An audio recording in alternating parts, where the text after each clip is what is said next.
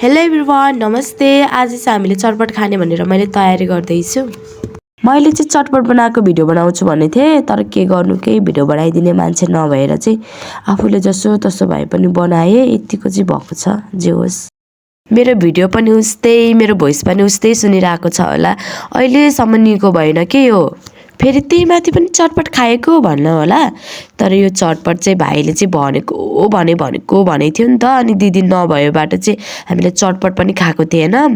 अनि आज चाहिँ यसो खाइदिउँ न त भनेर चाहिँ बनाएको है। मेरो नाक बजिरहेको छ, अनि त्यसपछि चाहिँ मैले जबरजस्ती बोलिरहेको छु नि त। त्यही भएर चाहिँ मेरो भोइस चाहिँ कस्तो बिन्दै सुनिरहेको छ। तर यसलाई चाहिँ इग्नोर गरिदिएर चाहिँ तपाईँहरूले चाहिँ चटपटतिर ध्यान दिनु होला। मैले चाहिँ लामो समयपछि चाहिँ आफैले चटपट बनाएको, तर कस्तो सेतो सेतो थियो कि चटपट चाहिँ, कस्तो कलरै नभएको। मैले यहाँ कलर हालेको थिएन नि त हाल्नु नि। अनि एक बाइट खाएको कस्तो मिठो थियो। आफैले आफ्नै तारिफ गर्न त मिलेन, तर पनि कस्तो मिठो थियो। ल अब धेरै पनि के बोलिराख्नु। मलाई चाहिँ लाइक, कमेन्ट, सेयर र सब्सक्राइब गरिदिनु होला। आजलाई चाहिँ यति नै, बाई बाई।